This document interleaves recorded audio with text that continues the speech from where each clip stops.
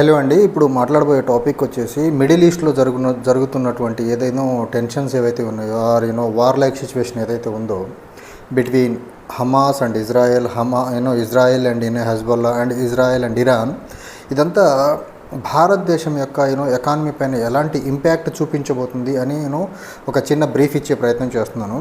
So ప్రధానంగా ఇప్పుడు ఏదైతే మనకు మిడిల్ ఈస్ట్ రీజియన్ ఉందో ఇండియా యొక్క ట్రేడ్ ఇంట్రెస్ట్కి చాలా డీప్ రిలేషన్స్ని కలిగి ఉంది.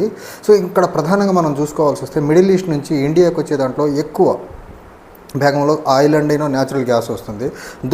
రీసెంట్ పాస్ట్లో మనము రష్యా నుంచి గ్యాస్ని ఇంపోర్ట్ని పెంచుకుంటున్నా, కానీ మిడిల్ ఈస్ట్ మీద ఇండియన్ యొక్క డిపెండెన్సీ, ఇండియన్ ఎనర్జీ నీడ్స్ యొక్క డిపెండెన్సీ తగ్గే పరిస్థితి అయితే కనపడట్లేదు, first thing. And second thing, మనకు ఇజ్రాయెల్ నుంచి వచ్చే డిఫెన్స్ ఇంపోర్ట్స్ ఏవైతే ఉన్నాయో అది కూడా చాలా పెద్ద మొత్తంలో ఇండియా డిఫెన్స్ రిలేటెడ్ ఎక్విప్మెంట్స్ని ఇజ్రాయెల్ నుంచి ఇంపోర్ట్ చేసుకుంటుంది.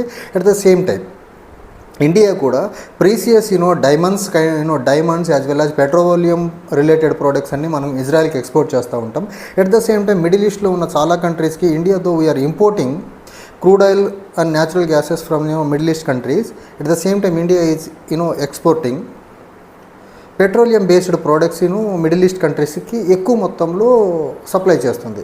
అక్కడ ప్రధానంగా ఇప్పుడున్న ఈ టెన్షన్స్ ఏవైతే ఉన్నాయో Hamas Israel Hezbollah and Israel Iran, దీనివల్ల మనకు ప్రధానంగా రెండు ట్రేడ్ రూట్స్ మనకు బ్లాక్ అవుతున్నాయి. ఒకటి రెడ్ సీ సూయజ్ కెనాల్, ఏదైతే యూరోపియన్ రీజియన్ నుంచి వచ్చే రూట్ ఏదైతే ఉందో సూయజ్ కెనాల్ ద్వారా రెడ్ సీ ద్వారా వచ్చేది, అది ప్రధానంగా మనకు హౌతీ రెబల్స్కి యాజ్ వెల్ యాజ్ మనకు హెజ్బొల్లాకి చాలా డీప్ కనెక్షన్స్ ఉన్నాయి. సో ఆ రూట్లో వచ్చే షిప్స్ అన్నిటిని వీళ్ళు హౌతీ రెబల్స్ అటాక్ చేసే ప్రయత్నం చేస్తున్నారు. దీని ద్వారా ఆ రూట్లో వచ్చే షిప్స్ అన్నీ ఇప్పుడు ఇండియన్ యొక్క ట్రేడ్కి ఇబ్బంది కలిగించే పరిస్థితి కనిపిస్తూ ఉంది. At the same time middle east countries నుంచి వచ్చే ఇంకొక రూట్ మనకు గల్ఫ్ ఆఫ్ యాడెన్ నుంచి అరేబియన్ సీలోకి వచ్చే రూట్ ఒకటి ఉంది. అది కూడా హౌతీ యాజ్ వెల్ యాజ్ పైన ఇరాన్ కింద Houthi Yemen related rebel group ఏదైతే ఉన్నారో వాళ్ళు ఉన్నారు. సో దానివల్ల ఆ రూట్ నుంచి కూడా మనకు షిప్ ఇప్పుడు ఉన్న పరిస్థితిలో కార్గో షిప్స్ స్మూత్ ప్యాసేజ్కి అవకాశం లేకుండా అయిపోయే సిచ్యువేషన్ ఉంది. దీన్ని ఎలా అడ్రస్ చేయాలనే అంశం మీద బేస్ చేసుకొని cabinet committee on security, prime minister హెడ్గా ఉండి క్యాబినెట్ కమిటీ ఒకటి ఉంటుంది, అది cabinet committee on security. So Indian యొక్క సెక్యూరిటీ రిలేటెడ్ ఇష్యూస్ ఏదైనా వచ్చినప్పుడు దాని మీద క్యాబినెట్ కమిటీ సెక్యూరిటీ మీట్ అయ్యి ఎలాంటి డెసిషన్స్ తీసుకోవాలి, ఎలాంటి చర్యలు తీసుకోవాలనే దాని మీద జనరల్గా సమాలోచనలు జరుపుతూ ఉంటారు. అందులో ప్రధానంగా ప్రైమ్ మినిస్టర్ చైర్మన్గా ఉంటారు, హోమ్ మినిస్టర్ ఉంటారు, తర్వాత ఫినాన్స్ మినిస్టర్ ఉంటారు, తర్వాత నేషనల్ సెక్యూరిటీ అడ్వైజర్ ఉంటారు, తర్వాత మినిస్ట్రీ ఆఫ్ ఎక్స్టర్నల్ అఫైర్స్ కూడా ఉంటాడు.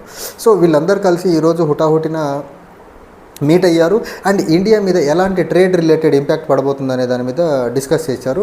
సో ఇండియాకు వచ్చే కార్గో షిప్స్ లేట్ అవ్వడం వల్ల కానివ్వండి, లేకపోతే బ్లాక్ అవ్వడం వల్ల కానివ్వండి, ఇండియాకి చాలా ప్రధానంగా India is energy dependent country అనమాట. ఇండియాకి కావాల్సిన energy resources particularly natural gas కానివ్వండి, లేకపోతే క్రూడ్ ఆయిల్ కానివ్వండి, India is dependent country. At the same time India is dependent on defence related equipments కూడా. సో ఇలాంటి అంశాలను బేస్ చేసుకొని ఇలాంటి షార్టేజెస్, ఎనర్జీ షార్టేజ్ వస్తే ఆల్మోస్ట్ ఇండియాలో ఉన్న ఇన్ఫ్లేషన్ పెరుగుతూ ఉంది.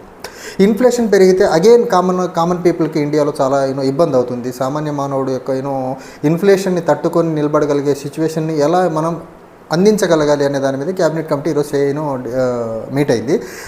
సో ఈ సినారియోలో ఈ మిడిల్ ఈస్ట్లో జరుగుతున్న war like situation almost war like సిచ్యువేషనే ఉంది. దీన్ని అడ్రస్ చేయాలంటే ఇండియాకున్న ఒకే ఒక్క రూట్ వచ్చేసి సో మిడిల్ ఈస్ట్ ద్వారా పాస్ అయ్యే షిప్ రూట్ ఏదైతే గల్ఫ్ ఆఫ్ యాడెన్ ఒకటి, తర్వాత అట్ ద సేమ్ టైం మనకు సూయజ్ కెనాల్ రెడ్ సీ ద్వారా వచ్చే రూట్ ఒకటి, దీన్ని బైపాస్ చేసి ఆఫ్రికన్ కాంటినెంట్ మొత్తం దాటుకుంటూ కేప్ ఆఫ్ గుడ్ హోప్ నుంచి ఇండియన్ ఓషన్లోకి వచ్చే ఒక రూట్ ఉంది.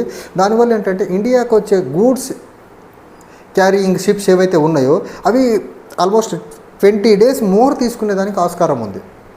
దీనివల్ల ఇండియా ఆ రూట్ని చూజ్ చేసుకోలేక ఈ రూట్లో నుంచి మనకు ఇండియాకి రావాల్సిన ఇంపోర్ట్స్ ఏవైతే ఉన్నాయో, లేకపోతే ఇండియా నుంచి ఎక్స్పోర్ట్స్ ఏవైతే ఉన్నాయో ఈ రూట్ ద్వారా పంపించేదానికి కానీ ఇంపోర్ట్స్ తెచ్చుకునేదానికి కానీ ఇబ్బందికర పరిణామాలు ఏర్పడుతున్నాయి. ఇప్పుడు మనం ప్రధానంగా చూసుకుంటే red sea and Suez canal ద్వారా వచ్చే దాంట్లో India almost 50% of the exports and 30% of the import only red sea Suez canal ద్వారా వచ్చే సీ రూట్ నుంచి ఇండియాకి వస్తుంది. ఆ రూట్ ప్రధానంగా ఇండియా యొక్క ఎక్స్టర్నల్ ట్రేడ్కి ఒక లైఫ్ లైన్ లాంటిదని చెప్పొచ్చు. అలాంటి రూట్లో ఇలాంటి డిస్టర్బెన్సెస్ జరగటం వల్ల ఇండియాకి ఏదైతే ప్రధానంగా ఎనర్జీ రిలేటెడ్ సెక్యూరిటీ ఇష్యూ ఏదైతే ఉందో, ఎనర్జీ సెక్యూరిటీ రిలేటెడ్ ఇష్యూ, దాన్ని అడ్రస్ చేయడం అనేది అంత ఈజీ అయితే కాదు.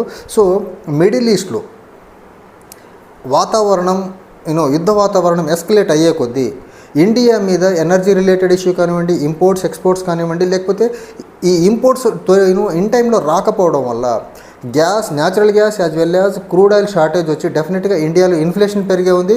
ఇన్ఫ్లేషన్ పెరిగిందంటే అగైన్ కామన్ మ్యాన్ మీద బర్డెన్ పెరుగుతుంది. కామన్ మ్యాన్ మీద బర్డెన్ పెరిగితే అగైన్ ఆల్రెడీ అన్ఎంప్లాయ్మెంట్ ఇష్యూ ఇండియాలో ఆల్మోస్ట్ 45 yearsలో హయ్యెస్ట్గా ఉంది. ఈ 45 years ఆఫ్ హయ్యెస్ట్ అన్ఎంప్లాయ్మెంట్ ఉన్న ఈ సిచ్యువేషన్లో ఒక్కసారిగా ఇండియాకి రావాల్సిన energy resources, import based energy resources ఏవైతే రావడం లేట్ అయితే ఇన్ఫ్లేషన్ పెరుగుతుంది. ఈ ఇన్ఫ్లేషన్ తట్టుకొని సొసైటీ నిలబడటం అనేది కొంచెం కష్టసాధ్యమైన పని. So hope for the best. Middle ఈస్ట్లో జరుగుతున్న ఏదైతే ఈ వార్ లైక్ సిచ్యువేషన్ ఏదైతే ఉందో, particularly Iran as well as Israel మధ్య జరుగుతున్న దాన్ని, సో దాన్ని ఎంత తొందరగా నార్మల్సీగా తీసుకురాగలరు ఈ దేశాలు అనే దాని మీద ఇండియా యొక్క ఈ ఎనర్జీ సెక్యూరిటీ డిపెండ్ అయింది. అట్ ద సేమ్ టైం ఇంకొకటి ఇక్కడ హెజ్బొల్లా అండ్ ఇరాన్. హెజ్బొల్లాకి back end and technical support, armed support అన్నీ మనకు ఇరాన్ ఇస్తుంది. సో ఈ ఒక గ్రూప్కి ఇంకో గ్రూప్కి హెజ్బొల్లా హమాస్ని సపోర్ట్ చేస్తూ ఉంటుంది. తర్వాత హెజ్బొల్లా ఇక్కడున్న హౌతీస్ని సపోర్ట్ చేస్తూ ఉంటుంది.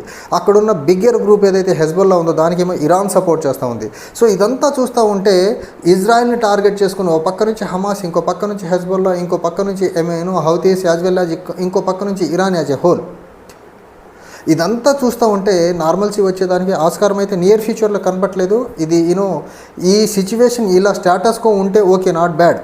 కానీ ఇంతకంటే ఎస్కలేట్ అయ్యి సిచ్యువేషన్ అగ్రివేట్ అయ్యి ఇంకా దయనీయమైన పరిస్థితికి వెళ్తే డెఫినెట్గా ఇండియా ఒక ఎనర్జీ క్రైసిస్లోకి వెళ్ళేదానికి ఆస్కారం ఉంది.